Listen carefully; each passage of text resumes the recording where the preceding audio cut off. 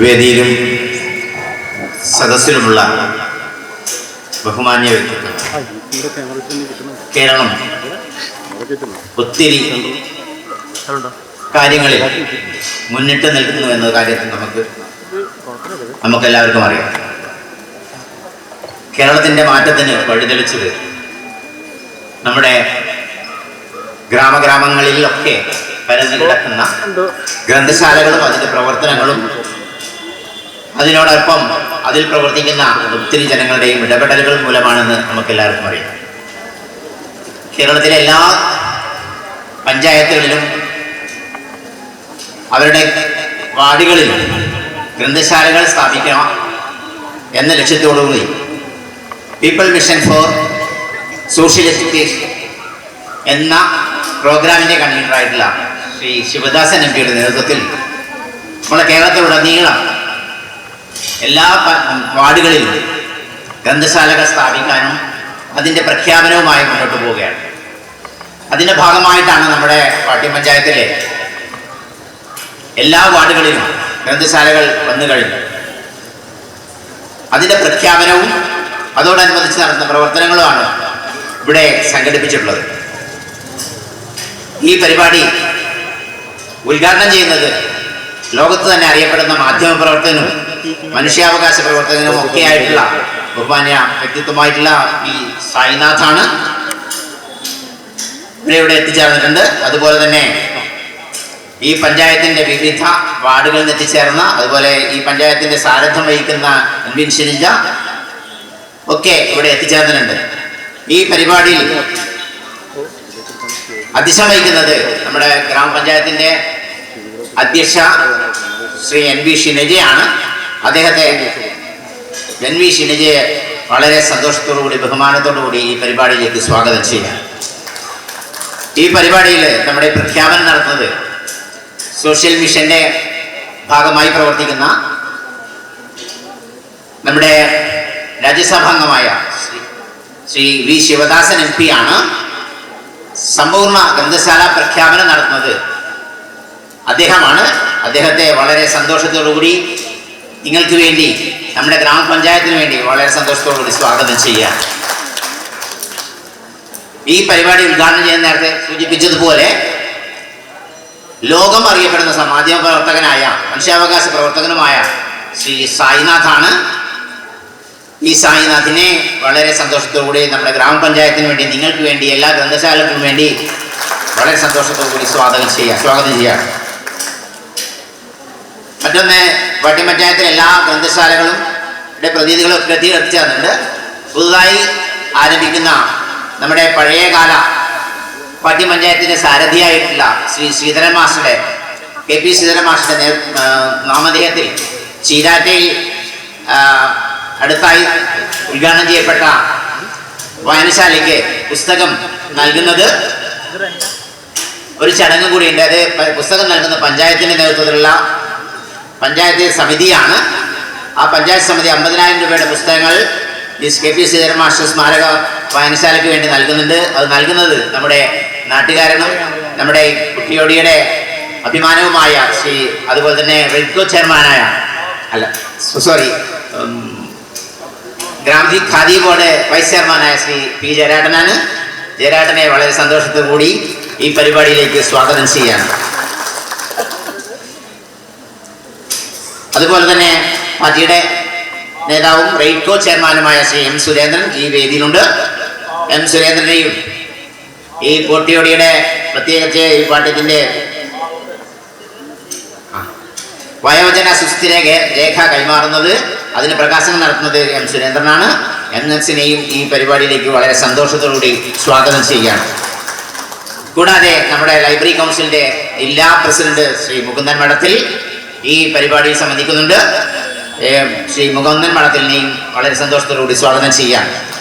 ഒപ്പം ജില്ലാ സെക്രട്ടറി, അതുപോലെ ജില്ലാ സെക്രട്ടറി പി കെ വിജയേട്ടൻ ഇവിടെ ഉണ്ട്. പി കെ വിജയേട്ടൻ ഇപ്പോൾ ഈ പരിപാടിയിൽ സംബന്ധിക്കുന്നുണ്ട്. അതുകൊണ്ട് പി കെ വിജയേട്ടനെയും വളരെ സന്തോഷത്തോടുകൂടി സ്വാഗതം ചെയ്യാം. മറ്റൊന്ന്, ജില്ലാ പ്രസിഡന്റ് സ്റ്റാൻഡിംഗ് കമ്മിറ്റി, വികസന സ്റ്റാൻഡിംഗ് കമ്മിറ്റി ചെയർപേഴ്സൺ UP ശോഭ ഈ പരിപാടിയിൽ സംബന്ധിക്കുന്നു. ശ്രീമതി UP ശോഭയെയും ബഹുമാനത്തോടെ ഈ പരിപാടിയിലേക്ക് സ്വാഗതം ചെയ്യാം. Pattiam panchayat vice president Shri KP Pradeep Kumar, taluk library കൗൺസിലിന്റെ മുൻകാല പ്രവർത്തകനും അതുപോലെ തന്നെ ജില്ലാ താലൂക്ക് പ്രസിഡന്റുമായിട്ട് പ്രദീപ് മാഷിയുടെയുണ്ട്. പ്രദീപ് മാഷയും വളരെ സന്തോഷത്തോടുകൂടി സ്വാഗതം ചെയ്യാം. പുത്തൂർ ബ്ലോക്ക് പഞ്ചായത്ത് ക്ഷേമകാര്യ standing committee chairman Shri T Damodaran, വികസന സ്റ്റാൻഡിംഗ് കമ്മിറ്റി T സുജാത, അതുപോലെ തന്നെ Shobha Komath, block panchayat member P Roja, MC Sreedharan master, Raghavan master, A Pradeepan, Pathniyodan Chandran, Divakaran TK Sajeevan, Poornima, നന്ദി പ്രകാശിപ്പിക്കുന്ന M പ്രകാശൻ മാസ്റ്റർ, അതുപോലെ തന്നെ ഈ വേദിയിൽ സ്മൃതിക്കുന്ന പ്രമോദ് വെള്ളച്ചാൽ, T പ്രദീപ്, സുർജിത്, അതുപോലെ നമ്മുടെ താലൂക്ക് സെക്രട്ടറി ആയിട്ടുള്ള അഡ്വക്കേറ്റ് P പ്രദീപൻ, എല്ലാവരെയും പിന്നെ വേദിയിലുള്ള എല്ലാവരെയും അതുപോലെ സദസ്സിലുള്ള എല്ലാ ഗ്രന്ഥശാല പ്രവർത്തകരെയും സെക്രട്ടറിമാരെയും പ്രസിഡന്റുമാരെയും ഗ്രന്ഥശാലയിലെ കൗൺസിലർമാരെയും നാട്ടുകാരെയും വിവിധ രാഷ്ട്രീയ പാർട്ടിയെ പ്രതിനിധീകരിച്ച് ഇവിടെ എത്തിയിട്ടുള്ള എല്ലാവരെയും ഒരിക്കൽ കൂടി സ്വാഗതം ചെയ്തുകൊണ്ട് ഈ പരിപാടിയിൽ അധ്യക്ഷം വഹിക്കാൻ വേണ്ടി നമ്മുടെ പാർട്ടി ഗ്രാമപഞ്ചായത്ത് പ്രസിഡന്റ് NV ഷിനിജയെ ബഹുമാനത്തോടെ അദ്ദേഹത്തോട് അഭ്യർത്ഥിക്കുകയാണ്. അതിനായി അദ്ദേഹത്തെ ക്ഷണിക്കുകയാണ്. ഇവിടെ എത്തിയിട്ടുള്ള മുതിർന്ന മാധ്യമ പ്രവർത്തകനായിട്ടുള്ള ശ്രീ P സായിനാഥ്, ഈ പരിപാടിയിൽ പ്രഖ്യാപനം നടത്തുന്ന നമുക്കിവർക്കും പ്രിയങ്കരനായിട്ടുള്ള രാജ്യസഭ MP ആയിട്ടുള്ള Shri doctor V Sivadasan MP, ഇവിടെ പാട്യം ഗ്രാമപഞ്ചായത്തിലെ പാട്യം ശ്രീധരൻ മാസ്റ്റർ സാംസ്കാരിക നിലയത്തിലുള്ള പുസ്തകം കൈമാറുന്നതിന് വേണ്ടി എത്തിയിട്ടുള്ള നമുക്ക് ആദരണീയനായിട്ടുള്ള ഗാന്ധി ബോർഡിന്റെ വൈസ് ചെയർമാൻ ശ്രീ P ജയരാജേട്ടൻ, അതുപോലെ തന്നെ പാട്യം ഗ്രാമപഞ്ചായത്തിന്റെ സമഗ്ര വയോജന സുസ്ഥിര വികസന രേഖ പ്രകാശനം ചെയ്യുന്ന റെഡ് കോച്ച് ചെയർമാനായിട്ടുള്ള ശ്രീ M സുരേന്ദ്രേട്ടൻ, വേദിയിലും സദസ്സിലുള്ള ലൈബ്രറി കൗൺസിലിന്റെ അംഗങ്ങൾ, മറ്റ് വിശിഷ്ട വ്യക്തികളെ, ജനപ്രതിനിധികളെ, പ്രിയപ്പെട്ടവരെ, സമയം അതിക്രമിച്ചതുകൊണ്ടാണ് എല്ലാവരും പേരെടുത്ത് പറയാത്തത്. നമ്മളെ സംബന്ധിച്ചിടത്തോളം കണ്ണൂർ ജില്ലയെ സമ്പൂർണ്ണ ലൈബ്രറികളുള്ള, എല്ലാ വാർഡുകളിലും ലൈബ്രറികളുള്ള ഒരു ജില്ലയാക്കി മാറ്റുന്നതിന് വേണ്ടി നമ്മുടെ പ്രിയങ്കരനായ MP-യുടെ നേതൃത്വത്തിൽ കണ്ണൂർ ജില്ലയിലെ എല്ലാ പഞ്ചായത്തുകളിലും പീപ്പിൾസ് ഫോർ സോഷ്യൽ ഡെവലപ്മെന്റിന്റെ ഭാഗമായിട്ട് എല്ലാ പഞ്ചായത്തുകളിലും വായനശാലകൾ നിലവിൽ പുസ്തകങ്ങൾ എത്തിക്കുന്ന പ്രവർത്തനങ്ങൾ നടത്തിക്കൊണ്ടിരിക്കുകയാണ്. പാട്യം ഗ്രാമപഞ്ചായത്ത് ഒരു വർഷത്തോളമായി ഈ പ്രവർത്തനം ഏറ്റെടുത്തുകൊണ്ട് എല്ലാ വാർഡിലും ലൈബ്രറി എന്നുള്ള ഒരു പ്രഖ്യാപന ദിനത്തിൽ എത്തിച്ചേർന്നിരിക്കുകയാണ്. പാട്യത്തെ സംബന്ധിച്ചിടത്തോളം നമ്മളെ ഓരോരുത്തരും ഇവിടുന്ന് വളർന്നു പോയിട്ടുള്ള ഓരോരുത്തരെ സംബന്ധിച്ചിടത്തോളം വായനശാലകൾ പ്രഗത്ഭരായിട്ടുള്ള ഒരുപാട് ആളുകളുടെ വളർച്ചയ്ക്ക് നിസ്തൂലമായ പങ്കുവഹിച്ചിട്ടുണ്ട്. നമുക്കറിയാം, പണ്ടുകാലങ്ങളിലൊക്കെ എടുത്തു പരിശോധിച്ചു കഴിഞ്ഞാൽ ഓരോ പ്രദേശങ്ങളിലുള്ള കൂട്ടായ്മകളായാലും ഇന്നും എടുത്തു പരിശോധിച്ചു കഴിഞ്ഞാൽ ഓരോ പ്രദേശത്ത് കൂട്ടായ്മകൾ ഉണ്ടാക്കിയെടുക്കുന്നതിന് വേണ്ടിയും ചെറിയ കുട്ടികളടക്കം മുതിർന്ന ആളുകൾക്ക് വേണ്ടിയുള്ള അറിവും അതുപോലെ തന്നെ അവരുടെ കായികപരമായും കലാപരമായും സർഗാത്മകമായി അവരെ ഉയർത്തിക്കൊണ്ടുവരുന്നതിനൊക്കെ വായനശാലകൾ അറിവിനോടൊപ്പം തന്നെ വലിയ പങ്ക് വഹിച്ചുകൊണ്ടിരിക്കുകയാണ്. അത്തരത്തിൽ ഏറ്റവും നല്ലൊരു പ്രവർത്തനമാണ് നമ്മുടെ രാജ്യസഭ MP-യുടെ നേതൃത്വത്തിൽ ഏറ്റെടുത്തിട്ടുള്ളത്. ഈ ഒരു പ്രവർത്തനത്തിന് മുഖ്യ പങ്ക് വഹിച്ചിട്ടുള്ള രാജ്യസഭ MP ആയിട്ടുള്ള ഡോക്ടർ V ശിവദാസൻ അവർകളെ ഈ അവസരത്തിൽ അഭിനന്ദനങ്ങളും ആശംസകളും അർപ്പിച്ചുകൊണ്ട് കൂടുതൽ കാര്യങ്ങളൊന്നും പറയുന്നില്ല. നമ്മളുടെ പ്രഖ്യാപന ചടങ്ങ് നമുക്ക് ഏവർക്കും പ്രിയങ്കരനായിട്ടുള്ള മുതിർന്ന മാധ്യമ പ്രവർത്തകനായിട്ടുള്ള ശ്രീ P സായിനാഥ് അവർകൾ നിർവഹിക്കുന്നതിന് വേണ്ടി അദ്ദേഹത്തെ സ്നേഹാദരങ്ങളോടെ ക്ഷണിക്കുന്നു, സ്വാഗതം ചെയ്യുന്നു. It is very exhilarating to be here and witness this movement from up front. On the way here, we stopped at 2 or 3 of the Vayanshalas One of them in Aralam, where I saw in the hall, there were photos of all the great literatures of Kerala. Bashir, of O.V. Vijayan, of many more, many great authors and literators of Kerala. And in the library, in that space, they were celebrating the International Day of Older People, which was yesterday, United Nations. Two of the people I saw there, one, Karunakaran NK, was 91, and I asked him, what brings you to this library? And he said, from childhood I have been reading all these masters of literature around me, and it is my connection with that I come here. Only now I am having problems with my eyesight, but this is a very important thing, reading books, reading literature. Behind him was a lady, Leela TG, agricultural worker, 75 years old. And I asked her, have you read any of these authors?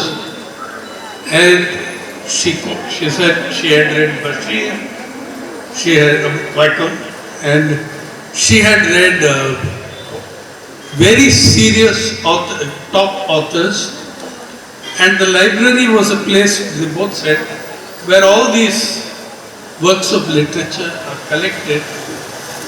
And that's why we come here, because it is also a community space. Like they were celebrating International Day of Older People. ഏറ്റവും ആവേശകരമായിട്ടുള്ള അനുഭവങ്ങളിൽ കൂടിയാണ് നമ്മളിപ്പോൾ ഇവിടെ എത്തിച്ചേർന്നിട്ടുള്ളത്.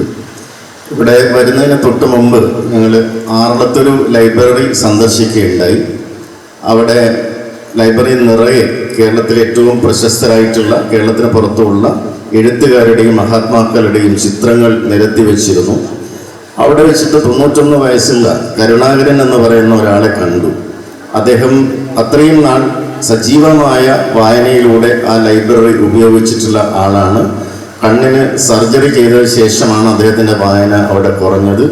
അതുപോലെ തന്നെ ലീല എന്ന് പറയുന്ന മറ്റൊരു സ്ത്രീയും അവിടെ കാണാനിടയായി. അവരെല്ലാം തന്നെ ലൈബ്രറിയെ അത്രമേൽ ഉപയോഗിച്ച് വന്നിരുന്ന ആളുകളായിട്ടാണ് നമുക്ക് മനസ്സിലാക്കാൻ വേണ്ടി സാധിച്ചിട്ടുള്ളത്. ഇന്റർനാഷണൽ വയോജന ദിനമായ ഇന്നലെ അതിൻ്റെ തുടർച്ചയായിട്ടുള്ള ഒരു പരിപാടിയും അവിടെ സംഘടിപ്പിക്കപ്പെട്ടിരുന്നു.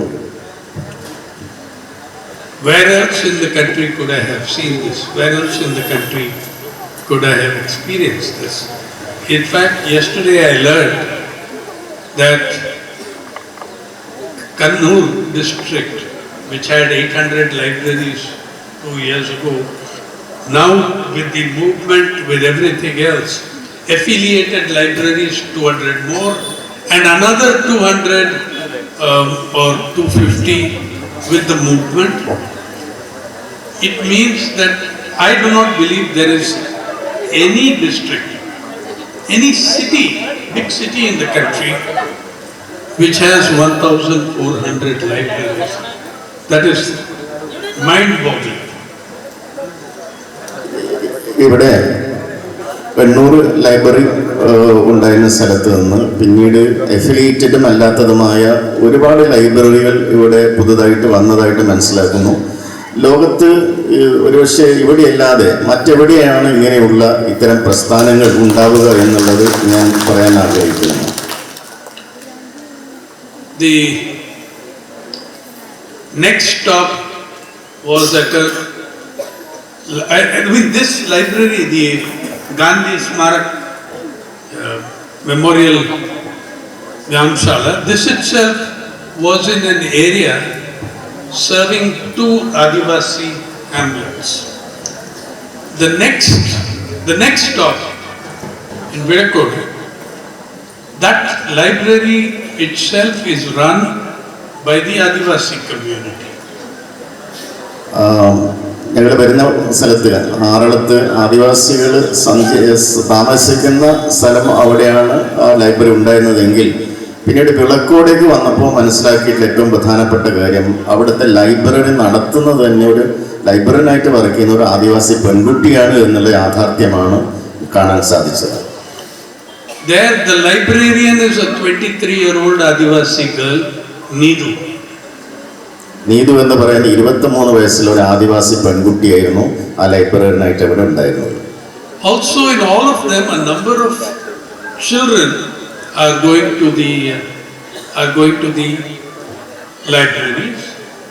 One of the children, when I asked her what was the book you read yesterday and today, this is last book you read, she said it was My Childhood Days by Charlie Chaplin. She was 14. 14 വയസ്സുള്ള ഒരു പെൺകുട്ടിയോട് നീ ഏത് പുസ്തകമാണ് ഇവിടെ വായിച്ചിട്ടുള്ളതെന്ന് ചോദിച്ചപ്പോൾ Charlie ചാപ്ലിൻ്റെ എൻ്റെ ഈ പറയുന്ന ബാല്യകാലത്തെക്കുറിച്ചുള്ള അദ്ദേഹത്തിൻ്റെ പുസ്തകമാണ് ആ കുട്ടി വായിച്ചത് എന്നുള്ള മറുപടിയാണ് ലഭിച്ചത്. Across much of the country, the government surveys and Acer surveys on education are showing, especially in the northern belt, where you know whose political influence is there, 5th standard and 6th standard, class 5, class 6 students are not able to read properly from class 2 and class 3 textbooks. ദേശീയ സർവേയുടെ അടിസ്ഥാനത്തിൽ പരിശോധിച്ച് നോക്കുമ്പോൾ 5ാം ക്ലാസ്സിലും 6ാം ക്ലാസ്സിലും പഠിക്കുന്ന കുട്ടികൾക്ക് ഈ പറയുന്ന ഒരു പ്രോപ്പർ വിദ്യാഭ്യാസമോ വായിക്കാനോ പറ്റാത്ത ഒരവസ്ഥയാണ് മറ്റ് സ്ഥലങ്ങളിൽ ഉണ്ടായിട്ടുള്ളത്, പ്രത്യേകിച്ചും ഇന്ത്യയുടെ നോർത്തേൺ ഭാഗങ്ങളിൽ എന്നുള്ളതാണ് നമ്മൾ മനസ്സിലാക്കേണ്ടത്. And there are many other problems occurring in reading habits of people, and the UGC and government are adding to those problems. Very recently they put out a curriculum, mathematics curriculum. Now all of us who went to school, we started by learning multiplication tables or adding 2 plus 2 or 2 into 2. Now that is gone. At the college level, the textbook chapterization is done not by level of mathematics. It is not done by problem solving. Each chapter is one author. Aryabhatta, Brahma. Nowhere in the world is mathematics taught in that way. Even physics, we don't teach physics by Newton. We teach physics and then we say Isaac Newton made this contribution. Now the textbooks are coming for the curriculum for that. It's all called Vedic mathematics. UGC അടക്കം ഇത്തരം പ്രശ്നങ്ങളെ കൂടുതൽ സങ്കീർണമാക്കുകയാണ്. ഈ അടുത്ത കാലത്ത് UGC പുറത്തിറക്കിയ കരിക്കുലത്തിൽ മാത്തമാറ്റിക്സിൻ്റെ text book പരിശോധിച്ച് കഴിഞ്ഞാൽ നമുക്ക് മനസ്സിലാവുന്നത്, സാധാരണ നമ്മളൊക്കെ സ്കൂൾ പഠിക്കുന്ന കാലത്ത് മാത്തമാറ്റിക്സ് എന്ന് പറയുന്നത് ഗുണനം, ഹരണം, കൂട്ടുക, കിഴിക്കുക എന്നൊക്കെയുള്ളതാണെങ്കിൽ അവിടെ നമ്മൾ കാണുന്നത് ഓരോ ചാപ്റ്ററിനും വ്യക്തികളുടെ പേര് കൊടുത്തുകൊണ്ടുള്ളതാണ്. ഇപ്പോൾ ആര്യഭട്ട എന്ന് പറയുന്ന പേരിൽ അല്ലെങ്കിൽ മറ്റൊരു പേരിൽ. ഫിസിക്സ് പഠിപ്പിക്കുമ്പോൾ സാധാരണയാണ് നമ്മൾ ഐസക് ന്യൂട്ടൻ്റെ പേരിൽ ഒരു ചാപ്റ്റർ പഠിപ്പിക്കാറില്ല. പക്ഷേ UGC ഇറക്കിയിട്ടുള്ള ഈ കരിക്കുലത്തിൽ ഈ രീതിയിലാണ് കാര്യങ്ങൾ വരുന്നത് എന്നുള്ളത് കൂടുതൽ സങ്കീർണമായൊരു വിഷയമായി മാറിയിട്ടുണ്ട്. And in the curriculum,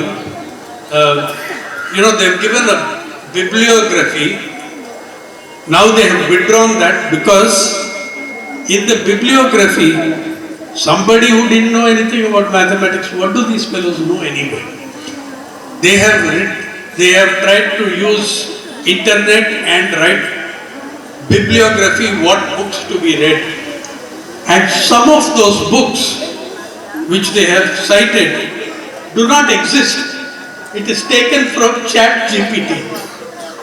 artificial intelligence, AI, from ChatGPT, they asked, and the AI does this frequently. Okay? So they've asked ChatGPT for names of books. ChatGPT is taking it from some database where somebody has created a fictional curriculum, and your children who are going to college are being asked to read books that don't exist. ഏറ്റവും രസകരമായിട്ടുള്ള കാര്യം ഈ കരിക്കുലത്തിന് bibliography, അതായത് ഗ്രന്ഥകർത്താക്കളെ കുറിച്ചിട്ടും പുസ്തകത്തെ കുറിച്ചിട്ടുള്ള ഒരു list അതിപ്പോൾ പിൻവലിച്ചു കഴിഞ്ഞു. ഒരുപക്ഷെ ആളുകളുടെ സംസാരത്തിന് ശേഷമായി വന്നാലും ChatGPT ഉപയോഗിച്ചുകൊണ്ട് വളരെ ഇമാജിനേറ്റീവ് ആയിട്ടുള്ള ഭാവനാത്മകമായിട്ട് നിലനിൽക്കാത്ത പുസ്തകങ്ങളുടെയും ഓഥറിൻ്റെയും പേരടക്കം ആ കരിക്കുലത്തിൽ വന്നു എന്നുള്ളത് ഏറ്റവും രസകരമാണ്. ഇങ്ങനെയുള്ള വിഡ്ഢിത്തരങ്ങളാണോ നമ്മുടെ കുട്ടികൾ കോളേജിൽ പോയാൽ പഠിക്കേണ്ടത് എന്നുള്ളത് ഒന്ന് ആലോചിച്ച് നോക്കേണ്ടതാണ്. And now they have withdrawn that bit, but 200 leading mathematicians of India, Tata Institute of Fundamental Research, top universities, have written to the government, to the Prime Minister, begging him not to do this because we will be destroying mathematics education in the country. Tata ഇൻസ്റ്റിറ്റ്യൂട്ടിലെയും മറ്റുമായിട്ടുള്ള 1,200 മാത്തമാറ്റീഷ്യന്മാർ From all over the country. നമ്മുടെ രാജ്യത്തിന്റെ വിവിധ ഭാഗങ്ങളിലുള്ള 200ഓളം പേർ prime മിനിസ്റ്റർക്കും ഗവൺമെന്റിനും കത്തയക്കുകയുണ്ടായി. ഇത്തരത്തിലുള്ള ഒരു രീതിയിലുള്ള പഠന പ്രക്രിയ മുന്നോട്ട് കൊണ്ടുപോകരുത് എന്ന് പറഞ്ഞ് കത്തെഴുതുകയുണ്ടായി. So you see how important it is to read books that actually exist, to read books that you can hold in your hand, to read books that you can learn from as generations have learned. നിങ്ങൾ നോക്കൂ, പുസ്തകങ്ങളെ കൈകൊണ്ടെടുത്തുകൊണ്ട് നിലനിൽക്കുന്ന നമുക്ക് available ആയിട്ടുള്ള പുസ്തകങ്ങൾ വായിക്കാൻ എന്തൊരു സുഖമാണ്. തലമുറകളായി പറയുകയും പഠിക്കുകയും ചെയ്യുന്ന അത്തരം പുസ്തകങ്ങൾ വായിക്കുക എന്നുള്ളതാണ് ഏറ്റവും പ്രധാനപ്പെട്ടത്. അല്ലാതെ ഇല്ലാത്ത ഇത്തരം ChatGPT കൊണ്ടുവരുന്ന പുസ്തകങ്ങൾ വെറുതെ വായിക്കുക അല്ലെങ്കിൽ അത് ലിസ്റ്റിൽ ഉൾപ്പെടുത്തുക എന്നുള്ളതല്ല. And historically, it is that love of learning, that love of reading, it is one of the important factors that makes Kerala different from other societies. ചരിത്രപരമായി വായിക്കുവാനും പഠിക്കാനുമുള്ള ഈ ഒരു ത്വരയാണ് ഒരുപക്ഷെ കേരള ജനതയെ മറ്റുള്ളവരിൽ നിന്നും ഏറെ വ്യത്യസ്തമാക്കുന്നത്. Through the 1930s, 40s, even late 1920s, as Kerala began to develop the culture of reading rooms, the Jenmi, the landlords of that time, attacked and burnt several of these reading rooms. They burnt all the material inside. Why did they do that? Because their assessment was correct that this was educating the illiterate. They used to have classes for agricultural workers in the night, and Leela, whom I just spoke to, she is also an agricultural worker, but it was also where consciousness grew and people formed unions of laborers, of workers, of small farmers, and it became a serious danger to the Janmi because of the land struggles, etc., from where the people involved in the land struggles were educating themselves in the reading rooms. 1920കളുടെയും 30കളുടെയും ഒക്കെ ചരിത്രം എടുത്ത് പരിശോധിച്ചു കഴിഞ്ഞാൽ നമുക്ക് മനസ്സിലാകുന്നത് ഈ ജന്മിത്വത്തിൻ്റെ ഒരു കാലഘട്ടത്തിൽ അവരെല്ലാം തന്നെ ഈ പുസ്തകങ്ങളെ ഭയന്നുകൊണ്ട് വായനശാലകളെ ഇല്ലാതാക്കുകയും കത്തിക്കുകയും ചെയ്യുന്ന ഒരു രീതി ഉണ്ടായിരുന്നു.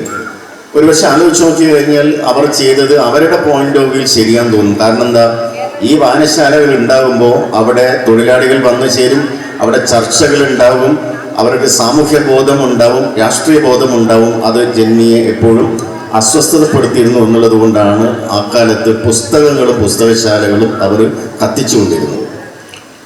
So that whole culture of reading rooms was so important in the development and growth of Kerala. Now, I see you taking it further to another level. For me, it is simply impossible to believe that one district can have 1400 libraries. തീർച്ചയായിട്ടും കേരളത്തിൽ നിങ്ങൾ ഇത്തരം കാര്യങ്ങൾ എടുക്കുന്ന സമീപനങ്ങൾ വളരെ അതിശയകരമാണ്. ഒരു ഡിസ്ട്രിക്റ്റിൽ തന്നെ ഇത്രയേറെ ലൈബ്രറികൾ ഉണ്ടാകുന്ന കാഴ്ച മറ്റൊരിടത്തും നമുക്ക് കാണാൻ പറ്റാത്ത ഒന്നാണ്. But it is not only important that there are books, but what kind of books are you reading? നമുക്ക് ഒരുപാട് പുസ്തകങ്ങൾ നമ്മുടെ ഇടയിൽ ഉണ്ടാവും. പക്ഷേ ഏത് തരത്തിലെ പുസ്തകങ്ങളാണ് നിങ്ങൾ വായിക്കുന്നത്, എന്തിനാണ് വായിക്കുന്നത് എന്നുള്ളത് അടിസ്ഥാനപരമായ ഒരു വലിയ ചോദ്യമാണ്. Recently, you see, every year, you all know of Oxford Dictionary, Oxford English Dictionary. Every year, Oxford English Dictionary names one word as Word of the Year, like Man of the Year or Woman of the Year, Word of the Year. The latest word they have given is brain rot. What is brain rot? It is now a medical term. It is soon becoming a medical term. 3 universities, more than 3 universities in the world, have done studies on the damage done to your mental cognitive faculties, to your cognitive powers by endless reading of trivia on the phone and small devices, apart from the damage it does to your eyes. Oxford university എല്ലാ വർഷവും Oxford dictionary എല്ലാ വർഷവും man of the year അല്ലെങ്കിൽ man of the decade, bird of the year എന്നൊക്കെ പറഞ്ഞിട്ട് ചില കാര്യങ്ങൾ പറയാറുണ്ട്. അങ്ങനെ അവർ പറഞ്ഞിട്ടുള്ളൊരു വേർഡാണ് ബ്രെയിൻ റോട്ട് എന്നാണ് ആ വേർഡ്. അത് യഥാർത്ഥത്തിൽ ഈ കുട്ടികളും എല്ലാവരും തന്നെ അനാവശ്യവും വളരെ സില്ലി ആയിട്ടുള്ള കാര്യങ്ങൾ പറഞ്ഞു വായിച്ചുകൊണ്ടും സ്ക്രോൾ ചെയ്തുകൊണ്ടും അവരുടെ ഈ കോഗ്നിറ്റീവ് പവർ, അതായത് ഗ്രഹിക്കാനുള്ള അവരുടെ കഴിവിനെ തന്നെ നശിപ്പിക്കുകയാണ്. ഇത്തരം കാര്യങ്ങൾ ലോകത്തിലെ മറ്റ് പല മെഡിക്കൽ സർവകലാശാലകളും അവരുടെ പഠനത്തിലൂടെ ആപത്കരമാണ് എന്ന് തെളിയിച്ചിട്ടുണ്ട്. The 3 medical studies which have come out are showing serious damage to the human brain's cognitive faculties. Another word which is now famous on the internet is doom scrolling, endlessly going with your phone. It's called doom scrolling because it leads to your intellectual doom. മറ്റൊരു സമാനമായ പദമാണ് dome scrolling എന്ന് പറയുന്നത്. നമ്മുടെ മൊബൈലിലും മറ്റും നിരന്തരമായി ഇങ്ങനെ scroll ചെയ്ത് ഒരുപക്ഷെ മെഡിക്കൽ യൂണിവേഴ്സിറ്റികൾ തെളിയിച്ചതുപോലെ വലിയ ഡാമേജാണ് നമ്മുടെ മനസ്സിനും മസ്തിഷ്കത്തിനും എല്ലാം തന്നെ ഇത്തരത്തിലുള്ള പ്രവൃത്തി കൊടുക്കുന്നത്.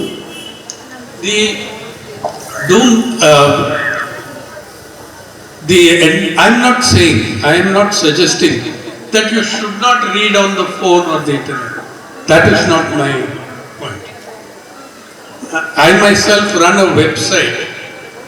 It's only on the internet, People's Archive of Rural India, and it is purely an internet phenomenon, and we publish in 15 languages, including Malayalam. But the question is, what is the content you are reading? By the way, there is no doubt that reading on a slightly bigger screen is better for your mind and eyes than reading on the smallest screens. ഇങ്ങനെ പറയുമ്പോൾ ഇൻ്റർനെറ്റിൽ നമ്മൾ ഒന്നും വായിക്കരുത് എന്നല്ല അതിൻ്റെ അർത്ഥം. യഥാർത്ഥത്തിൽ ഞാൻ പറയുന്നത് അദ്ദേഹം തന്നെ ഒരു വെബ്സൈറ്റ് നടത്തുന്നുണ്ട്, പാരി എന്ന് പറഞ്ഞുകൊണ്ട് 15 ഭാഷകളിൽ അതിൽ കാര്യങ്ങൾ അവിടെ വ്യക്തമാക്കിയിട്ടുണ്ട്. അതുകൊണ്ട് ആ അർത്ഥത്തിലല്ല, മറിച്ച് നമ്മൾ വായിക്കുന്നതിൻ്റെ ക്വാളിറ്റിയും അതിൻ്റെ ക്വാണ്ടിറ്റിയും ഒക്കെയാണ് ഏറ്റവും പ്രധാനപ്പെട്ടമായ കാര്യമായിട്ടിരിക്കുന്നത്. And so it is the content of what you read. And when I think of an agricultural worker,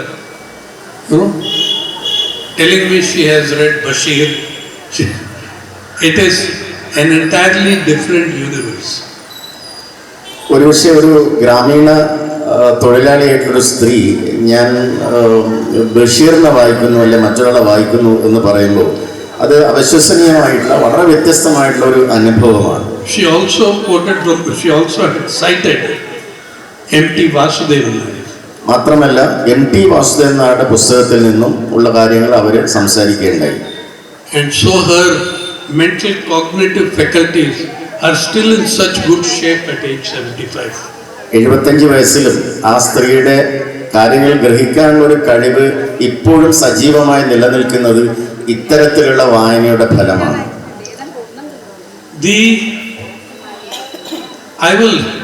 I would like to share with you a small story of, for me, the greatest. It was very impressive that these libraries, every one of them had more than 1,000 books. Some of them had 15,000, 17,000. എനിക്ക് ഇത് സംബന്ധിച്ചൊരു ചെറിയ story നിങ്ങളോട് പറയാനുണ്ട്. പല library സംബന്ധിച്ച് നോക്കുമ്പോഴും അവരുടെ പുസ്തകങ്ങളുടെ എണ്ണം അതിശയിപ്പിക്കുന്നതാണ്. 50,000 അതിൽ കൂടുതലുമായിട്ടുള്ള പുസ്തകങ്ങളാണ് പലപ്പോഴും നമ്മൾ പല ലൈബ്രറിയിലും കണ്ടിട്ടുള്ളത്. But my favorite library, which is in Kerala, it had only 161 books. എനിക്ക് ഏറ്റവും ഇഷ്ടപ്പെട്ട ഒരു ലൈബ്രറി ഉള്ളത് കേരളത്തിലാണ്. അവിടെ 161 പുസ്തകങ്ങൾ മാത്രമേ ഉണ്ടായിരുന്നുള്ളൂ. It is a small library run by Chinnathambi, who is a Mudavan Adivasi in Idukki district, Edamalakudi Panchayat, the first full Adivasi Panchayat of Kerala. കേരളത്തിലെ ആദ്യത്തെ ആദിവാസി പഞ്ചായത്തായിട്ടുള്ള ഈ പറയുന്ന മുതവൻ പറയുന്ന ഈ ഒരു കമ്മ്യൂണിറ്റിയിൽപ്പെട്ടിട്ടുള്ള ഒരാളായിരുന്നു ചിന്നത്തമ്പി. അദ്ദേഹമാണ് ഈ പറയുന്ന എടമലക്കുടി എന്ന് പറയുന്ന മുന്നാറിനടുത്തുള്ള ആ സ്ഥലത്ത് ഈ ഒരു ലൈബ്രറി നടത്തുന്നത്. My friends and I were going to do stories on Edamalakudi's Kudumbashri unit. They had the best unit, and we had to walk. After we left Munnar and came to the edge of the forest, we had to walk 18 kilometers to reach Edamalakudi. കുടുംബശ്രീയുടെ പ്രവർത്തനങ്ങൾ വളരെ സജീവമായി നടക്കുന്ന ഒരു സ്ഥലം കൂടിയാണ്. ഒരു പക്ഷെ അതിലൊക്കെ ഭാഗമായി ഞങ്ങൾ ആ ലൈബ്രറിയിലേക്ക് എടമലക്കുടിയിൽ നിന്നും 18 കിലോമീറ്റർ സഞ്ചരിച്ചുകൊണ്ടാണ് നമ്മൾ അവിടെ എത്തിയിട്ടുള്ളത്. This is also an area of not only of other wildlife but of elephant crossings and migrations. മറ്റ് വന്യമൃഗങ്ങൾ മാത്രമല്ല, ആനകൾ ഒരു പക്ഷേ കടന്നു പോകുന്ന ഒരു വഴി കൂടിയായിരുന്നു ഞങ്ങൾ സഞ്ചരിച്ച വഴി. And we were walking at one point. It was forest and there was a clear space, and in the entire space there was one small building, not even pakka building, but just one structure in the entire space. Nobody else was around except the owner, Chinnathambi, and he was running a library of 161 books for his Mudavan community. ഞങ്ങൾ പോയ വളരെ വിജനമായിട്ടുള്ള വഴിയിൽ ആകെ ഒരു ചെറിയ കെട്ടിടം മാത്രമേ ഉണ്ടായിരുന്നു, ബിൽഡിംഗ് മാത്രമേ ഉള്ളൂ. അതും ഏകദേശം ഒരു മോശമായ സ്ഥിതിയിലൊരു ബിൽഡിംഗ് ആയിരുന്നു. ആ ബിൽഡിങ്ങിനാണ് ചിന്നത്തമ്പി എന്ന് പറയുന്ന മനുഷ്യൻ library നടത്തിക്കൊണ്ടിരുന്നത്. At that time, Chinnathambi was 73 years old. He is still there now. He is 85 or so. And he had given up, he had retired from whatever work he was doing in Idukki town. And inspired by others like Murli Masha and others, he had decided to go back to Edamalakudi because his home panchayat had almost the lowest literacy rates in Kerala. അദ്ദേഹം ഔദ്യോഗികമായിട്ട് അദ്ദേഹത്തിന് ജോലിക്ക് ശേഷമാണ് ഈ പറയുന്ന സ്ഥലത്തേക്ക് മടങ്ങിയിട്ടുള്ളത്. ഏറ്റവും സാക്ഷരതാ റേറ്റ് എന്ന് പറയുന്ന ഏറ്റവും കുറഞ്ഞ ഒരു സ്ഥലത്തായിരുന്നു അദ്ദേഹം ഈ ലൈബ്രറി സ്ഥാപിച്ചത്. മുരളി മാഷ് എന്ന് പറയുന്ന ഒരു വ്യക്തി ഈ ആദിവാസികളുടെ കൂടെ അവിടെ ഉണ്ടായിരുന്നു. അദ്ദേഹത്തിൻ്റെ ഉപദേശത്തിൻ്റെ കൂടെയാണ് ഒരുപക്ഷെ ചിന്നത്തമ്പി അവിടെ ഇങ്ങനെ ഒരു library സ്ഥാപിക്കാനിടയായിട്ടുള്ളത്. And so here he was in this very lonely area to attract people to the library, because they also had very low educational attainment. Anyone who went into the library and read a book for a while was given free chai. അദ്ദേഹത്തിൻ്റെ ഏറ്റവും ലൈബ്രറിയുടെ പ്രത്യേകത, ആ സ്ഥലത്തേക്ക് അദ്ദേഹം വായനക്കാരെ അടുപ്പിച്ചിരുന്നത് അവിടെ വന്ന് ലൈബ്രറി വായിക്കുന്ന ആളുകൾക്ക് ഫ്രീ ആയിട്ട് അദ്ദേഹം ഒരു ചായ കൊടുക്കുമായിരുന്നു. But he said, no milk and no sugar, I can't afford that. സാമ്പത്തികമായി അദ്ദേഹത്തിന് താങ്ങാൻ പറ്റാത്തതുകൊണ്ട് പാലും പഞ്ചസാരയും ഇല്ലാത്ത ചായയായിരുന്നു ആളുകൾക്ക് കൊടുത്തിരുന്നത്. Then to attract young people, he started a sports club, Akshara Sports Club. യുവാക്കളെ ആകർഷിക്കാൻ വേണ്ടി അദ്ദേഹം ഈ ലൈബ്രറിയുടെ കൂടെ തന്നെ ഒരു സ്പോർട്സ് ക്ലബും, അക്ഷര സ്പോർട്സ് ക്ലബ് എന്ന് പറഞ്ഞുകൊണ്ടുള്ള ഒരു സ്പോർട്സ് ക്ലബും തുടങ്ങിയിരുന്നു. And he had a tea shop. He was making his small library a community space. That was what he was doing. And then we looked at the books. അദ്ദേഹം ഒരു library എന്നുള്ള രീതിയിൽ മാത്രമല്ല, മനുഷ്യർക്ക് വരാനും കൂടിയിരിക്കാനുമുള്ള ഒരു സ്പേസ് എന്നുള്ള നിലക്ക് കൂടിയാണ് ആ ലൈബ്രറിയെ കണ്ടിരുന്നത്. Now we looked at what are the books over here. There were only 161 books. He didn't have cupboards, he didn't have shelves. He laid them out on the floor in one room and on one cot. ആകെ 161 പുസ്തകങ്ങൾ മാത്രമേ ഇവിടെ ഉണ്ടായിരുന്നുള്ളൂ. ആ പുസ്തകങ്ങൾ വെക്കാൻ ഷെൽഫോ മറ്റു കാര്യങ്ങളോ ഒന്നും അവിടെ ഉണ്ടായിരുന്നില്ല. എല്ലാ പുസ്തകങ്ങളും അദ്ദേഹം നിലത്ത് ഇങ്ങനെ വിതറി നിൽക്കുന്ന ഒരവസ്ഥയിലായിരുന്നു ആ library. Every book in that 161 was a literary or political literary classic. ആ പുസ്തകങ്ങളെല്ലാം തന്നെ ക്ലാസിക്സ് ആയിട്ടുള്ള പുസ്തകങ്ങളായിരുന്നു. ഒരുപക്ഷെ രാഷ്ട്രീയത്തെ സംബന്ധിച്ചോ അല്ലാതെയുള്ള ക്ലാസിക് പുസ്തകങ്ങളാണ് അവിടെ മുഴുവനും ഉണ്ടായിരുന്നത്. There were classics of Malayalam literature, classics of other Indian literature. There were translated classics of European literature. But the thing that struck me most was one big volume, Malayalam translation of Ilangovan's Silapadikaram, the epic poem of Tamil culture.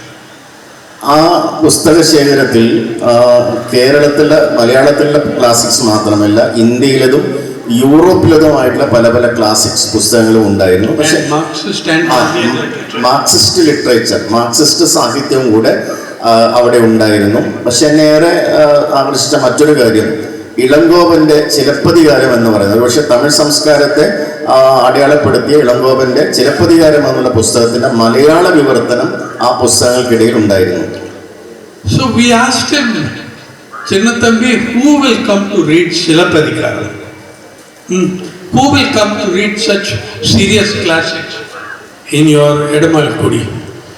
He brought out a register and showed me that in the months before we arrived, 6 times Silapadikaram had been borrowed, read and returned. ഞാനവിടെ എത്തിയപ്പോൾ അദ്ദേഹത്തോട് ചോദിച്ചു, ചിന്നത്തമ്പി ഈ വിജനമായ സ്ഥലത്ത് ആരാണ് ഇങ്ങനെ വന്ന പുസ്തകങ്ങൾ എടുത്ത് കൊണ്ടുപോവുക എന്ന് പറഞ്ഞപ്പോൾ അദ്ദേഹം ഒരു രജിസ്റ്റർ എടുത്ത് കൊണ്ടുവരികയും 6 തവണക്ക് മുകളിലായിട്ട് ഈ പുസ്തകം ആളുകൾ കൊണ്ടുപോവുകയും വായിക്കുകയും തിരിച്ചു കൊണ്ടുവരികയും ചെയ്യുന്ന അവസ്ഥ ആ രജിസ്റ്ററിൽ രേഖപ്പെടുത്തിയിട്ടുണ്ടായിരുന്നു.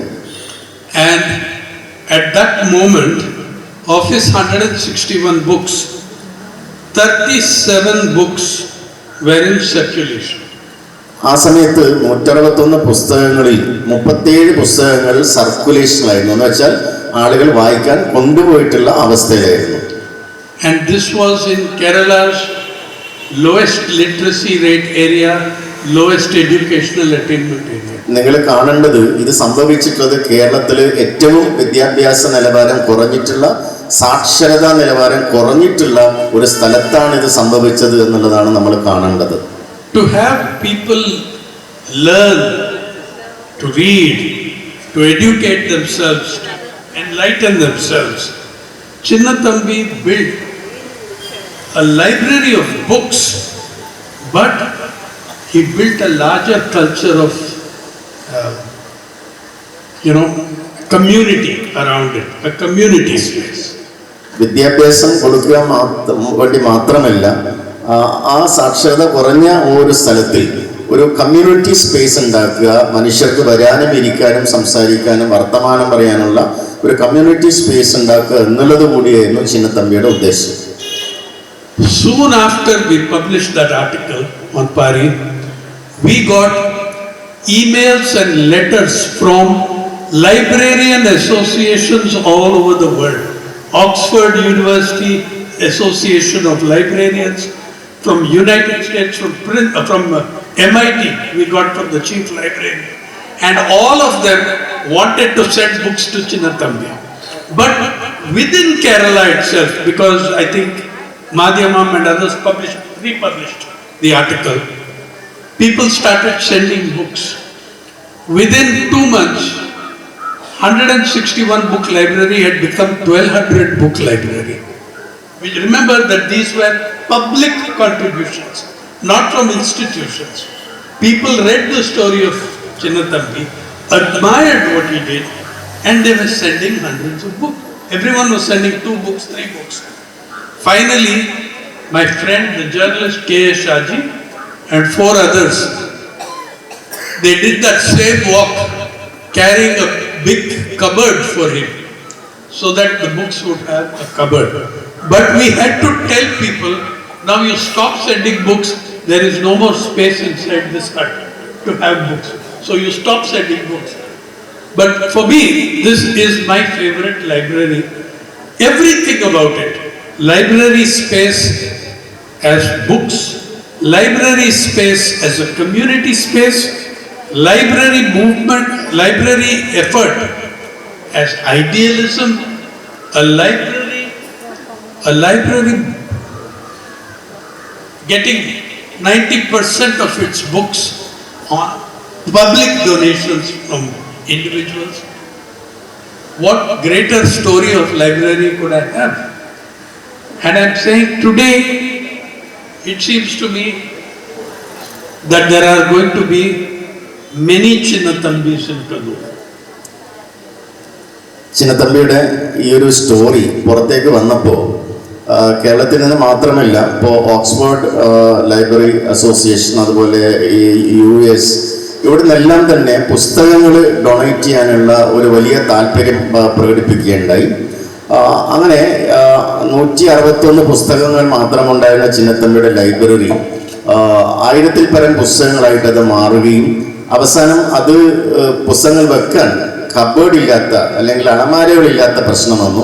എൻ്റെ സുഹൃത്തായിട്ടുള്ള ഷാജി, അദ്ദേഹം വലിയ അലമാര ചുമന്നുകൊണ്ട് ഈ പറയുന്ന സ്ഥലത്തേക്ക് പുസ്തകങ്ങളൊക്കെ കൊണ്ടുപോകുന്ന കാഴ്ച കണ്ടിരുന്നു.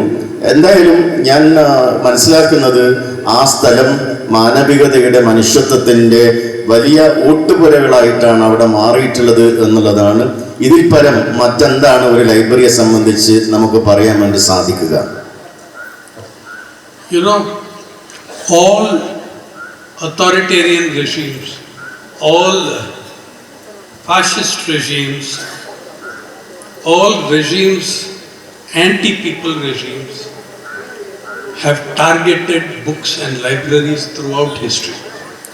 ചരിത്രത്തിൽ നമ്മൾ കാണുന്ന ഏറ്റവും പ്രധാനപ്പെട്ട കാര്യം, എല്ലാ സ്വച്ഛാധിപത്യ ഭരണകൂടങ്ങളും ഫാസിസ്റ്റ് ഭരണകൂടങ്ങളും അവർ എപ്പോഴും ഉന്നം വെച്ചിട്ടുള്ളത് ഈ പുസ്തകപ്പുരകളെയാണ് എന്നുള്ളത് നമ്മൾ മനസ്സിലാക്കണം. And they have targeted the libraries and work and archives of poorer communities like the madrasa in Patna, which had one of the finest collections of literature, was burned 2 years ago.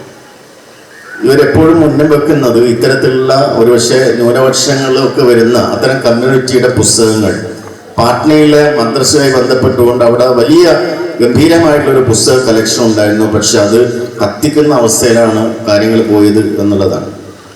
So you see, your battle for better libraries, better books, better reading is a much better, much bigger battle.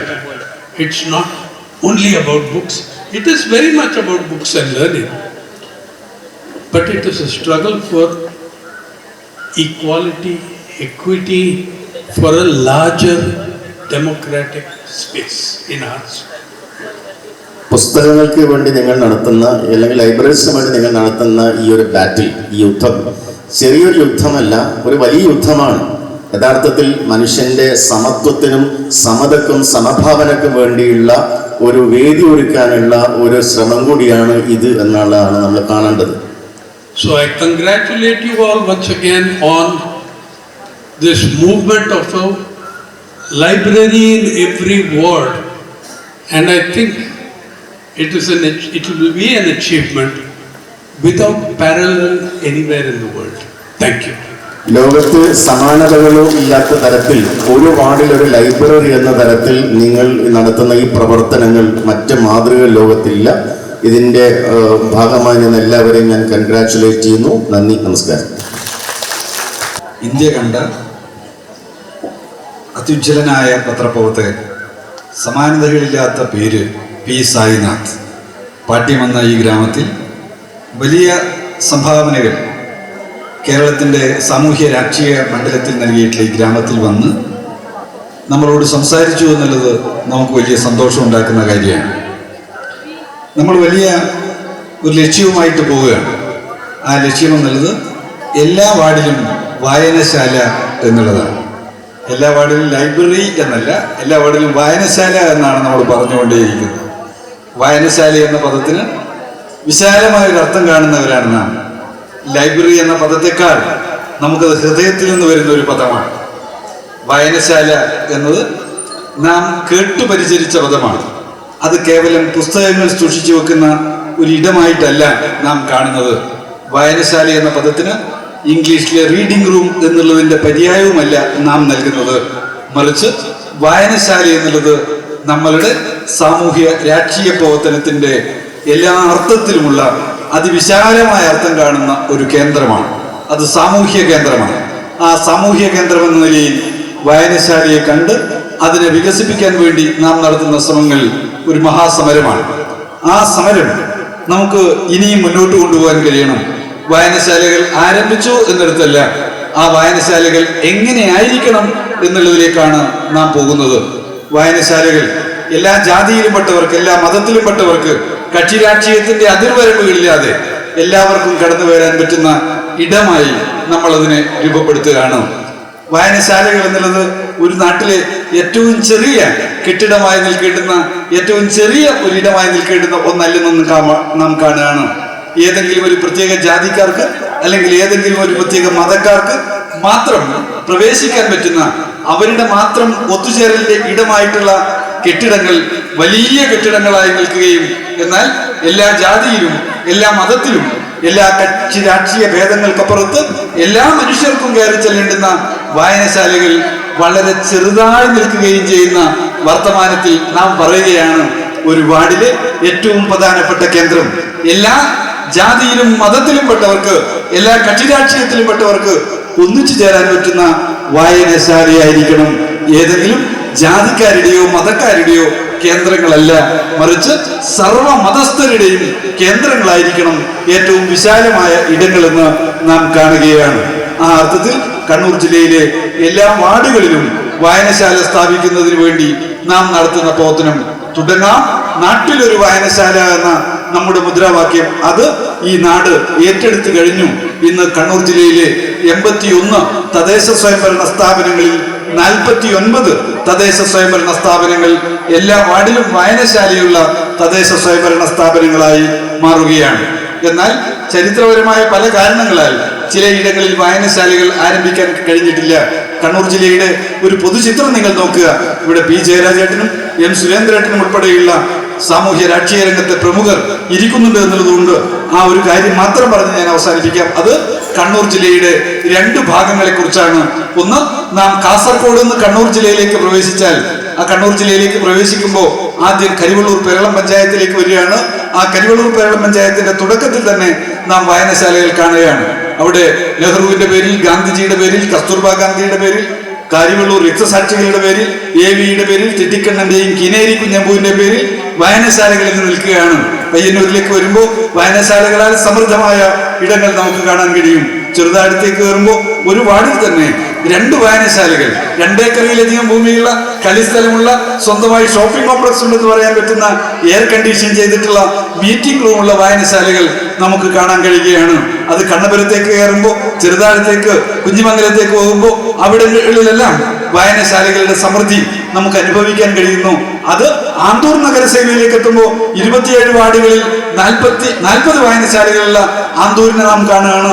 ആ ആന്തൂരിൽ നിന്ന് നമ്മൾ പറശ്ശിനിക്കട വഴി, മുത്തപ്പന്റെ അമ്പലം വഴി താഴോട്ടിറങ്ങുമ്പോൾ നമ്മൾ മയ്യിൽ പഞ്ചായത്തിലേക്ക്, കുന്ന് കയറി കഴിഞ്ഞാൽ മയ്യിൽ പഞ്ചായത്തിലേക്ക് എത്തുകയാണ്. അവിടെ 18 വാർഡുകളിൽ 36 വായനശാലകൾ നമുക്ക് കാണാൻ കഴിയുന്നു. മയ്യിൽ നിന്ന് 8-6 വഴി നമ്മൾ മലപ്പട്ടത്തേക്ക് ഇറങ്ങിക്കഴിഞ്ഞാൽ ആ മലപ്പട്ടത്ത് 1000 ആളുകൾക്ക് ഒരു വായനശാല എന്ന ഇന്ത്യയിൽ ഒരിടത്തും കാണാൻ കഴിയാത്ത വായനശാലകളുടെ സമൃദ്ധി കാണുകയാണ്. എന്നാൽ അവിടെ നിന്ന് നമ്മൾ അങ്ങോട്ട് ഇറങ്ങിയാൽ, അങ്ങോട്ട് ശ്രീകണ്ഠപുരത്തേക്ക് ഇറങ്ങിയാൽ പിന്നെ ഒരു ഏങ്ങി വിളിഞ്ഞുള്ള വണ്ടിയുടെ പോക്കാണ്. വായനശാലകൾ കുറയുന്നു. അത് ചെമ്പേരി, ആലക്കോട്, ഉദയഗിരി അങ്ങനെ വന്നു കഴിഞ്ഞാൽ ഉളിക്കൽ, അയ്യൻകുന്ന്, ആറളം ഇങ്ങനെ വന്ന് കണിച്ചാർ, കേളകം, കൊട്ടിയൂർ എന്ന് പറഞ്ഞാൽ വയനാട് നിന്ന് കണ്ണൂർ ജില്ലയിലേക്ക് ഒരാൾ പ്രവേശിച്ചു കഴിഞ്ഞാൽ അയാൾ വായനശാലകളുടെ സമൃദ്ധി കാണാൻ കഴിയാത്ത ഒരു സ്ഥിതിവിശേഷം ഉണ്ടായി. എന്നാൽ ഇപ്പോൾ ഉദയഗിരി സമ്പൂർണ്ണ വായനശാല പ്രഖ്യാപനം നടത്തി. ഇപ്പോൾ കണിച്ചാറും കേളകവും സമ്പൂർണ്ണ വായനശാല പ്രഖ്യാപനം നടത്തി.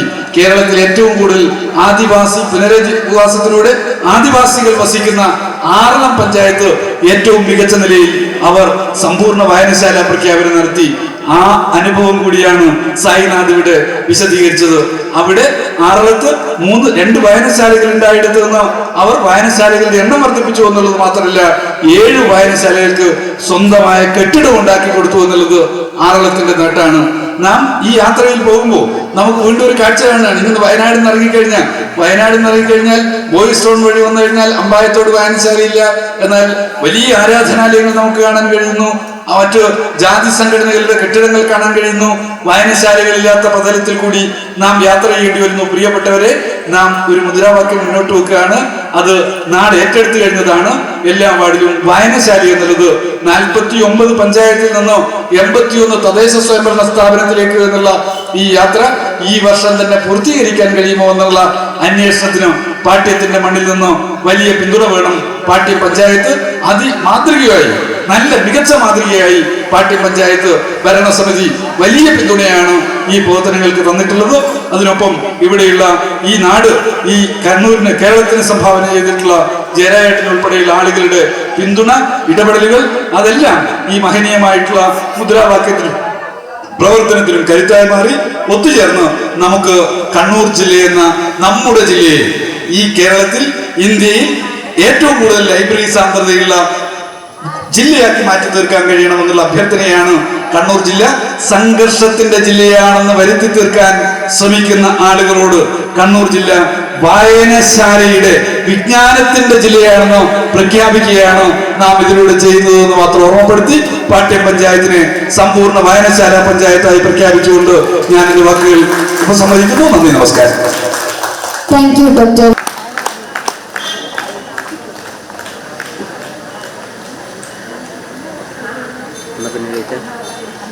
സമ്പൂർണ്ണ വായനശാല പ്രഖ്യാപനം നടത്തിയിട്ടുള്ള ഡോക്ടർ വി ശിവദാസൻ MP, വേദിയിലുള്ള മറ്റ് വിശിഷ്ട വ്യക്തികളെ, പ്രിയപ്പെട്ട വായനശാല പ്രവർത്തകന്മാരെ, സഹോദരന്മാരെ,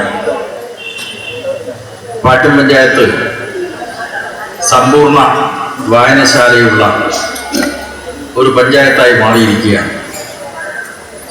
പേരാവൂർ പഞ്ചായത്തും കീഴല്ലൂർ പഞ്ചായത്തും അഴീക്കോട് പഞ്ചായത്തും ഇന്ന് സമ്പൂർണ്ണ വായനശാല പഞ്ചായത്തുകളായി പ്രഖ്യാപിക്കാൻ തീരുമാനിച്ചിരിക്കുകയാണ്. പേരാവൂരിലത് നേരത്തെ കഴിഞ്ഞു. ഇനി കീഴല്ലൂരും അഴീക്കോടും പ്രഖ്യാപിക്കാൻ വേണ്ടിയുള്ള പര്യടനത്തിനിടയിലാണ് മുതിർന്ന മാധ്യമ പ്രവർത്തകനായിട്ടുള്ള ശ്രീ സായിനാഥ് ഇവിടെ എത്തിയിട്ടുള്ളത്. വൈകിയ വേളയിൽ വിശദമായി കാര്യങ്ങൾ പ്രതിപാദിക്കാൻ ഉദ്ദേശിക്കുന്നു. ഇന്നത്തെ ദിനത്തിന്റെ പ്രാധാന്യം എല്ലാവർക്കും അറിയാം. ഇന്ന് ഗാന്ധി ജയന്തി ദിനമാണ്. രണ്ടാമത് കുഞ്ഞുങ്ങൾക്ക് അക്ഷരം പരിശീലിപ്പിക്കാനുള്ള, എഴുത്തിനിരുത്താനുള്ള തുടക്ക ദിവസമാണ്. അപ്പോൾ വളരെ പ്രധാനപ്പെട്ട ഒരു ദിവസമാണ് ഈ സമ്പൂർണ്ണ വായനശാല പ്രഖ്യാപനം നടത്തിയിട്ടുള്ളത്. അപ്പൊ അറിവിൻ്റെ വാതായനങ്ങൾ തുറക്കാനുള്ള, അതുപോലെ തന്നെ തെറ്റായ ആശയങ്ങൾക്കെതിരായി സമൂഹത്തെ മുന്നോട്ട് നയിക്കാനുള്ള നവോത്ഥാനത്തിന്റെ ആശയങ്ങൾ പ്രചരിപ്പിക്കാനുള്ള ഒരു പ്രധാനപ്പെട്ട വേദികളാണ് വായനശാല. കേരളത്തിന്റെ ചരിത്രം പരിശോധിച്ചാൽ ഏറ്റവും കൂടുതൽ ഗ്രന്ഥശാലകൾ ഉള്ളത് കണ്ണൂർ ജില്ലയിലാണ്. കാരണം അഫിലിയേറ്റഡ് ഗ്രന്ഥശാലകൾ കണ്ണൂർ ജില്ലയിലാണ് ഏറ്റവും കൂടുതൽ. മുമ്പ് ഒരു പരിശോധന നടത്തിയപ്പോൾ മാട്ടൂൽ പഞ്ചായത്തിലാണ് കണ്ണൂർ ജില്ലയിൽ ഒരു ഗ്രന്ഥാലയം പോലും ഇല്ലാത്ത പഞ്ചായത്തായി അടയാളപ്പെടുത്തിയത്. ഇപ്പൊ മാറ്റം വന്നു. അത് മാട്ടൂൽ പഞ്ചായത്ത്. ഇന്നിപ്പോ എല്ലാ വാർഡുകളിലും വായനശാല ഉണ്ടാവുക അല്ലെങ്കിൽ ഗ്രന്ഥാലയം ഉണ്ടാവുക എന്നൊരു വലിയ പ്രസ്ഥാനത്തിന് തുടക്കം കുറിച്ചിരിക്കുകയാണ്. ഞാൻ നേരത്തെ സൂചിപ്പിച്ചത് ഈ കേരളത്തിന്റെ ചരിത്രം പരിശോധിച്ചാൽ ഈ വായനശാല പ്രസ്ഥാനം, ഗ്രന്ഥശാല പ്രസ്ഥാനം ഒക്കെ വലിയ തോതിൽ ആരംഭിക്കുന്നത്, അതിൻ്റെ ഒരു അത്തരത്തിലുള്ള പ്രസ്ഥാനത്തിന്റെ വലിയ നിലക്കൊരു കുതിപ്പുണ്ടാവുന്നത് 1930കളിലാണ്. ചരിത്രത്തിൽ അതിന്റെ പ്രാധാന്യമുണ്ട്. 30കൾ. എന്താ 30കളുടെ പ്രാധാന്യം? 30കളാണ് കേരളത്തിലെ സ്വാതന്ത്ര്യ സമര പ്രസ്ഥാനം ജനകീയ പ്രസ്ഥാനമായി മാറുന്നത്. മഹാത്മാഗാന്ധിയുടെ ഉപ്പുകുറുക്കൽ സമരം ദണ്ഡി കടപ്പുറത്ത് നടത്തിയപ്പോൾ അതിനോട് ഐക്യദാർഢ്യം പ്രകടിപ്പിച്ചുകൊണ്ട് പയ്യന്നൂരിലെ ഉപ്പ് സത്യാഗ്രഹം 1930ലാണ്. അതുപോലെ തന്നെ രാഷ്ട്രീയ രംഗത്ത് ഇടതുപക്ഷത്തിന്റെ മുന്നേറ്റം ഉണ്ടായത് 30കളിലാണ്. തൊഴിലാളി പ്രസ്ഥാനം, കർഷക പ്രസ്ഥാനം, അവരൊക്കെ അക്ഷരം പഠിക്കാൻ അവസരമില്ലാത്ത തൊഴിലാളികളെയും കൃഷിക്കാരെയും അക്ഷരം പഠിപ്പിക്കാൻ വേണ്ടി നിശാ പാഠശാലകൾ നടത്തിയതിന്റെ ചരിത്രവും. ഇതൊക്കെ 30കളുടെ ഒരു പ്രത്യേകതയാണ്. 30, 34, 35 അക്കാലത്താണ് നാട്ടിൻപുറത്തൊക്കെ വായനശാലകൾ വന്നത്. അന്ന് അച്ചടി പത്രങ്ങൾ ഗ്രാമപ്രദേശങ്ങളിൽ വിരലെണ്ണാവുന്നത് മാത്രമാണ് വന്നിരുന്നത്. ഇപ്പൊ വലിയ മാറ്റം ഉണ്ടായി. കാരണം എല്ലാവർക്കും വായിക്കാൻ അറിയാം. ഇവിടെ സാക്ഷരതാ യജ്ഞം മുമ്പ് നായനാർ മുഖ്യമന്ത്രിയായിട്ടുള്ള ഘട്ടത്തിൽ നടത്തിയിട്ടുള്ള സമ്പൂർണ്ണ സാക്ഷരതാ പ്രവർത്തനം കാലം കുറച്ച് പിന്നിട്ടപ്പോൾ ഇപ്പോ ഡിജിറ്റൽ സാക്ഷരതയിലേക്കാണ് നമ്മുടെ സമൂഹം പോകുന്നത്. അപ്പോൾ കേരളം ഇന്ത്യക്ക് പല കാര്യത്തിലും മാതൃകയാണ്. ഇക്കാര്യത്തിലും കേരളം മാതൃകയാകുന്നു. അതിൽ കണ്ണൂർ ജില്ല നല്ലൊരു മോഡലായിട്ട് കേരളത്തിന്റെ മുമ്പിൽ നിലനിൽക്കുന്നു എന്നതാണ് അഭിമാനപൂർവ്വം നമുക്ക് ഓർമ്മിക്കാനുള്ളത്. ഇന്നത്തെ ദിവസം വളരെ പ്രധാനമാണ്. മഹാത്മാഗാന്ധിയുടെ ജന്മദിനമാണ്. മഹാത്മാഗാന്ധി എന്തിനു വേണ്ടിയിട്ടാണ് ശ്രമിച്ചത്? അദ്ദേഹം കേരളത്തിൽ ആദ്യമായിട്ട് വന്നപ്പോൾ ഹിന്ദു മുസ്ലിം ഐക്യത്തിന് വേണ്ടിയിട്ടാണ് അഭ്യർത്ഥിച്ചത്. പിന്നീട് ഐത്തം ഉച്ചാടനം ചെയ്യാനുള്ള പ്രവർത്തനം, ഹരിജനങ്ങളെ ഉദ്ധരിക്കാനുള്ള പ്രവർത്തനം, അതുപോലെ ഖാദി പ്രചരണം, ഇതിനൊക്കെ നടത്തിയിട്ടുള്ള പ്രവർത്തനങ്ങൾ കേരളത്തിൽ വലിയ നിലയ്ക്ക് ചലനമുണ്ടാക്കി. ഇന്ത്യയിൽ തന്നെ ഐത്തോച്ചാടന പ്രക്ഷോഭത്തിന് മാതൃക കാണിച്ചിട്ടുള്ള ഒരു സംസ്ഥാനമായിട്ടാണ് കേരളം വന്നിട്ടുള്ളത്. ആ മഹാത്മാഗാന്ധി 1947 സെപ്റ്റംബർ 12-ാം തീയതി, 47 സെപ്റ്റംബർ 12 എന്ന് പറഞ്ഞാൽ സ്വാതന്ത്ര്യം കിട്ടി. 47 ആഗസ്റ്റ് 15 സ്വാതന്ത്ര്യം കിട്ടിയിട്ട് സെപ്റ്റംബർ 12, ഒരു മാസം കഴിയുമ്പോഴേക്ക് രക്തരൂക്ഷിതമായിട്ടുള്ള വർഗീയ കലാപങ്ങൾ. കൽക്കട്ടയിൽ പോയി മഹാത്മാഗാന്ധി നിരാഹാര സത്യാഗ്രഹം നടത്തി കലാപങ്ങളിൽ നിന്ന് അവിടുത്തെ ജനങ്ങളെ മോചിപ്പിച്ചു. കുറച്ചു കഴിഞ്ഞപ്പോൾ ഡൽഹിയിൽ കലാപം പൊട്ടിപ്പുറപ്പെട്ടു. അപ്പോൾ കലാപം പൊട്ടിപ്പുറപ്പെട്ടപ്പോ അന്നത്തെ ചില മതസംഘടനാ നേതാക്കന്മാർ മഹാത്മാഗാന്ധിയെ സന്ദർശിച്ചു. ഒരു സംഘടനാ നേതാവ് സന്ദർശിച്ചപ്പോൾ അവർ പറഞ്ഞു, ഞങ്ങള് മുസ്ലിങ്ങൾക്കെതിരായിട്ട് കലാപം നടത്തുന്നില്ല, മുസ്ലിങ്ങൾക്കെതിരായിട്ടുള്ള കൊലപാതകം ഞങ്ങൾ അംഗീകരിക്കുന്നില്ല. പക്ഷേ മഹാത്മാഗാന്ധി ആ നേതാവിനോട് പറഞ്ഞു, നിങ്ങൾ അങ്ങനെയാണെങ്കിൽ ഒരു പരസ്യ പ്രസ്താവന നടത്തണം. മുസ്ലിങ്ങൾക്കെതിരായിട്ടുള്ള ഹത്യ ഡൽഹിയിലും പരിസര പ്രദേശങ്ങളിൽ നടന്നപ്പോൾ അതിനെ എതിർത്തുകൊണ്ട് ഒരു പ്രസ്താവന നടത്തണം എന്ന് പറഞ്ഞപ്പോൾ മഹാത്മാഗാന്ധിയോട് പറഞ്ഞു, ഞാൻ പ്രസ്താവന ചെയ്യില്ല, വേണമെങ്കിൽ മഹാത്മാഗാന്ധിക്ക് പ്രസ്താവന ചെയ്യാം. അപ്പൊ അത്തരമൊരു മഹാത്മാവിനെ ഓർക്കുന്ന ദിനം വർഗീയതയുടെ നാനാപ്രകാരത്തിലുള്ള പ്രയോഗങ്ങൾക്കെതിരായി ഇന്ത്യൻ ജനങ്ങളെ ആജ്ഞാശക്തിയോടുകൂടി, ഇച്ഛാശക്തിയോടുകൂടി മതസൗഹാർദ്ദത്തിലേക്ക് നയിച്ചിട്ടുള്ള മഹാത്മാവിന്റെ ജന്മദിനം കൂടിയാണ്. ഇപ്പൊ വളരെയധികം പ്രധാനപ്പെട്ട ഈ ദിനത്തിൽ പാട്യം പഞ്ചായത്ത്, പാട്യം എന്ന് പറയുന്നത് നിങ്ങൾക്കറിയാം വാഗ്ഭടാനന്ദന്റെ നാടാണ്. അനീതിക്കെതിരായി പൊരുതിയ നവോത്ഥാന നായകനായിട്ടുള്ള വാഗ്ഭടാനന്ദന്റെ നാട്. ആ നാട് ഇന്നത്തെ കാലത്തിനനുസരിച്ച് ഉയർന്നു നിന്നിരിക്കുകയാണ്. ഇനിയും മുന്നോട്ട് പോകണം. എല്ലാ വാർഡിലും വായനശാല ഉണ്ടായതുകൊണ്ട് മാത്രം കാര്യമില്ല. പിന്നെയോ വായന കുറഞ്ഞുകൊണ്ടിരിക്കുന്നു എന്നുള്ള പരാതിയാണ്. അപ്പൊ അത്തരമൊരു സാഹചര്യത്തിൽ നമ്മുടെ ഇവിടുത്തെ ലൈബ്രറികൾ, വായനശാലകളൊക്കെ ഈ വായനാ വസന്തം ഉണ്ടാക്കുന്നതിന് വേണ്ടിയുള്ള ബോധപൂർവമായിട്ടുള്ള ശ്രമം നടത്തണം. അതിന്റെ അർത്ഥം ആരും വായിക്കുന്നില്ല എന്നാ. പുതിയ കുട്ടികൾ ക്വിസിലെല്ലാം പങ്കെടുക്കുന്നുണ്ട്, ക്വിസ് മത്സരത്തിൽ പങ്കെടുക്കുന്നുണ്ട്. പക്ഷെ അത് മാത്രം പോരാ, അത് ജനകീയമായിട്ടുള്ള ഒരു സംവാദ സദസ്സുകൾ, പുസ്തക ചർച്ചകളൊക്കെ നടത്തുന്ന നിലക്ക് ഈ പഞ്ചായത്തിലെ വായനശാലകൾ മത്സരിച്ച് മുന്നോട്ട് വരികയാണെങ്കിൽ അത് സമൂഹത്തിന് വലിയ നിലക്ക് സംഭാവന ചെയ്യുന്നതായിരിക്കും. സമൂഹത്തിന് വലിയ നിലക്ക് മുന്നോട്ട് പോകാനുള്ള ഒരു ആഹ്വാനമായിരിക്കും. ആ നിലക്കുള്ള ഒരു ആഹ്വാനം കൂടി ഈ പ്രഖ്യാപന ദിനത്തിൽ നമുക്ക് ഈ പഞ്ചായത്തിലെ എല്ലാ വായനശാല പ്രവർത്തകന്മാർക്കും ഏറ്റെടുക്കാൻ കഴിയണം എന്നുകൂടി അഭ്യർത്ഥിച്ചുകൊണ്ട്, ശ്രീധരൻ മാഷ് ഈ പഞ്ചായത്തിന്റെ പ്രസിഡന്റ് ആയിരുന്നു എന്ന് നിങ്ങൾക്കറിയാം. അദ്ദേഹത്തിന്റെ സ്മരണാർത്ഥം പ്രവർത്തിക്കുന്ന ശ്രീധരൻ മാസ്റ്റർ സാംസ്കാരിക നിലയത്തിലേക്കുള്ള പുസ്തകം നേരത്തെ ശ്രീ സുബൈറിന് നൽകി വിതരണം ചെയ്തതായി പ്രഖ്യാപിച്ചുകൊണ്ട് ഞാൻ എൻ്റെ വാക്കുകൾ അവസാനിപ്പിക്കുന്നു. നിങ്ങൾക്ക് നന്ദി, നമസ്കാരം. തികച്ചും ബുദ്ധിമാനായ ഞാൻ അതുകൊണ്ട് തന്നെ ഔപചാരികമായി മാത്രം ആശംസ അർപ്പിക്കാനാണ് ആഗ്രഹിക്കുന്നത്. വളരെ സന്തോഷവും ആവേശവും നിറഞ്ഞ ഒരു ചടങ്ങിന് നേതൃത്വം കൊടുത്ത നമ്മുടെ പാട്യം ഗ്രാമപഞ്ചായത്തിനെ ജില്ലാ ലൈബ്രറി കൗൺസിൽ വേണ്ടി അഭിവാദ്യം ചെയ്യാണ്. ഒരു കാര്യം മാത്രമേ പറയാനുള്ളൂ. പലരും സൂചിപ്പിച്ചതുപോലെ മഹാത്മാഗാന്ധിയുടെ ജന്മദിനം എന്ന് പറഞ്ഞ മഹത്തായ ഒരു ദിനത്തിലാണ് നാം ഇത് സാക്ഷിയാക്കുന്നത്. അതുപോലെ തന്നെ നാം ആരും ഓർക്കാത്തൊരു ദിവസത്തിനും കൂടി ഈ ദിവസം സാക്ഷ്യം വഹിച്ചിട്ടുണ്ട്. അത് 925 വിജയദശമി നാളിലാണ് RSS എന്ന് പറയുന്ന ഒരു സംഘടന രൂപം കൊള്ളുന്നത്.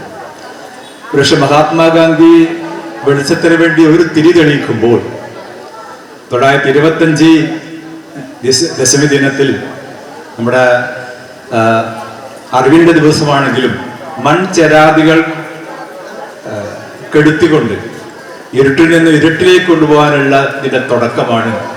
തീർച്ചയായും ഒരു പ്രസക്തി ഇന്നുണ്ട് എന്നുള്ളത്.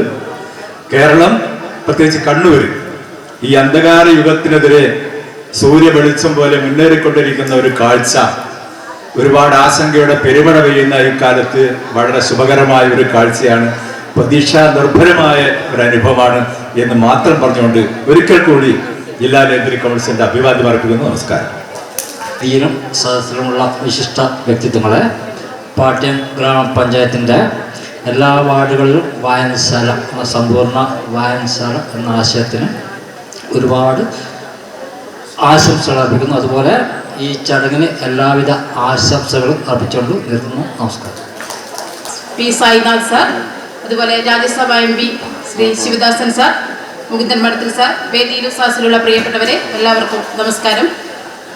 സമയം വൈകി എന്ന കർശന നിർദ്ദേശമുള്ളതിനാൽ തന്നെ, സംഘാടകരുടെ കർശന നിർദ്ദേശമുള്ളതിനാൽ തന്നെ രണ്ടേ രണ്ട് വാക്ക് നമ്മുടെ പ്രിയപ്പെട്ട അല്ലെങ്കിൽ നമ്മുടെ എഴുത്തുകാരനായ VT ഭട്ടതിരിപ്പാടിന്റെ പ്രശസ്തമായ ഒരു വാചകമുണ്ട്.